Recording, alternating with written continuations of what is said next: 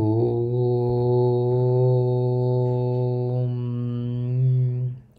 ఓం శ్రీమాత్రే నమః. శ్రీ లలితా సహస్రనామ స్తోత్రం 125వ శ్లోకం. క్లీంకారీ కేవలా గుహ్యా కైవల్య పదదాయిని త్రిపురా త్రిజగద్వంద్యా త్రిమూర్తిస్త్రిదశేశ్వరీ. క్లీంకారీ ఓంకారం పరబ్రహ్మకు సంకేతాక్షరం. లక్ష్మీదేవికి ఈం, సరస్వతికి ఐం, మన్మధునికి అంటే కామరాజుకి క్లీం, రామునికి రామ్ అన్నవి బీజాక్షరములుగా చెప్పబడ్డాయి. కామరాజ బీజాక్షరముగు క్లీం 3 అక్షరముల సమన్వయం. కా ఈ లా, కా ప్లస్ ఈ ప్లస్ లా క్లీం. క్లీం బీజమే క్లీంకారం. క్లీంకారం ఆకర్షణా శక్తిని ప్రసాదిస్తుంది. సాధకుని బాహ్య ప్రవృత్తుల నుండి అంతర్ముఖ ప్రవృత్తుల వైపుకు ఆకర్షించి తత్వాన్ని అర్థం చేసుకుని వానిగా తయారు చేస్తుంది. సంకల్పములు అణిగిన మనస్సున ఇంద్రియ వ్యాపారములు అణుగుతాయి. బుద్ధియందు మనస్సును, చిత్తమందు బుద్ధిని, చిత్తమును అహంకారమందు లయింపజేయనగును. అప్పుడు జీవుడు తన నిజస్వరూపాన్ని తెలుసుకోగలడు. అట్లు తెలుసుకొనుట వలన ప్రత్యేగాత్ముడవుతాడు. ప్రత్యేగాత్మగా మారు సాధనే క్లీంకార సాధన. క్లీం బీజం తన రూపముగు అమ్మ క్లీంకారీ. ఓం ఐం హ్రీం శ్రీం క్లీంకారిణ్యై నమః. కేవల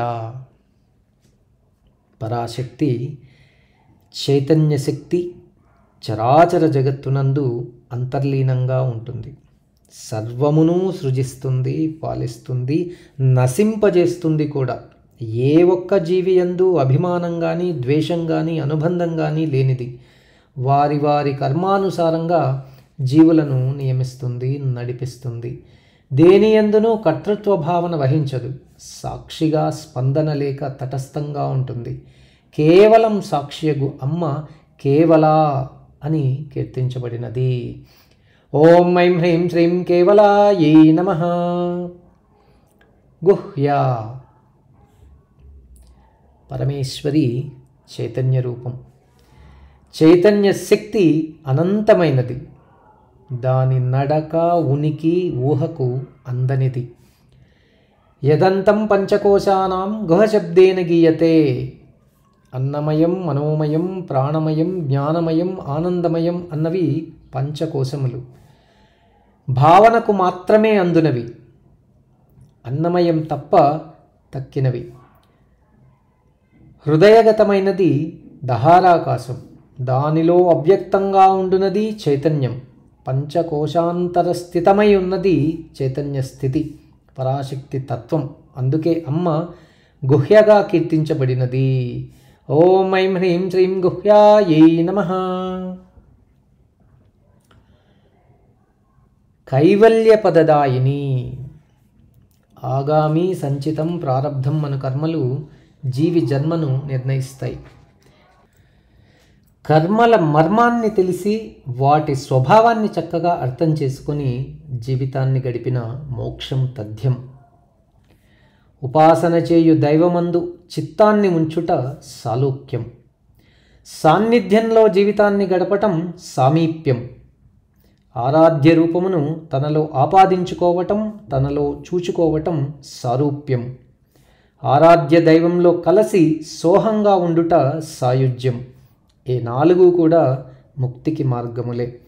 పరతత్వం తప్ప ఇతరం తెలియనిది, కానిది అగు అనుభవం కైవల్యం. దానిని ప్రసాదించున్నది పరమేశ్వరి మాత్రమే. అందుకే జగన్మాత కైవల్య పదదాయిని. ఓం ఐం హ్రీం శ్రీం కైవల్య పదదాయిన్యై నమః. త్రిపుర కార్యకారణ కర్తృత్వములు, ఇచ్ఛా జ్ఞాన క్రియాశక్తులు, గార్హపత్య దక్షిణ ఆహవనీయమను అగ్నులు 3, తత్వం అసి 3, సృష్టి స్థితి లయములు 3, సత్వము రజము తమములు 3 గుణములు. ఇట్టి 3 కలిసిన త్రితయములు అంటారు. సృష్టి అంతయు త్రితయములతో కూడినది. సర్వం త్రయం త్రయం యస్మాత్ తస్మాత్ త్రిపురామతే అన్నది శృతి. త్రితయమే త్రిపుటి. త్రిపుటుల సమాహారం సకల సృష్టి. త్రితయమందు ప్రకాశించుచున్న శక్తి తత్వమే త్రిపుర. పశ్యకః కశ్యపో భవతి ని అనుసరించి త్రిపుర అన్నది కూడా రాత్రిపుగా మారును. రా అనగా సంపదే. సృష్టిలోని సకల సంపదల రూపం అమ్మ. కావున అమ్మ త్రిపుర.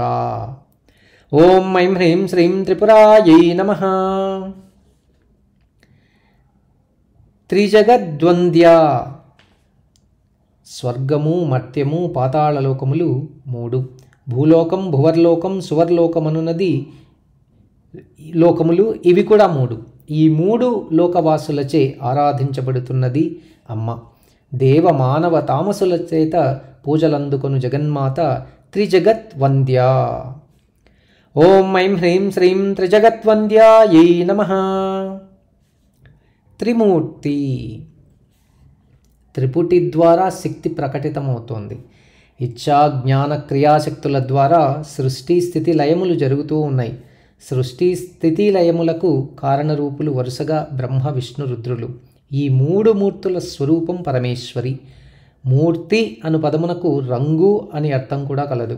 కావున అమ్మ 3 వర్ణములందు మూర్తి భవించినది. శాంభవి శుక్లరూపాచ శ్రీ విద్యా రక్తరూపిక శ్యామలా శ్యామరూపాస్యాదిత్యేత గుణాశ్రయా. 3 వర్షముల కన్యను త్రిమూర్తిగా పూజించుట ఆచారం. త్రిపుటియందు త్రితయములయందు ఉండు చైతన్య శక్తి పరాశక్తి త్రిమూర్తి అని కీర్తించబడినది. ఓం ఐం హ్రీం శ్రీం త్రిమూర్త్యై నమః. త్రిదశేశ్వరి. బాల్య యవ్వన కౌమార దశలన్నవి త్రిదశలు. త్రిదశలను కలిగిన వారు దేవతలు. దేవతలకు నాయకురాలు ఈశ్వరి పరాశక్తి. జాగ్రత్త సుషుప్తి స్వప్నములను 3 స్థితులందుండు చైతన్యం పరమేశ్వరి. 33 కోట్ల దేవతలకు అధిపతి జగన్మాత త్రిదశేశ్వరి. ఓం ఐం హ్రీం శ్రీం త్రిదశేశ్వర్యై నమః.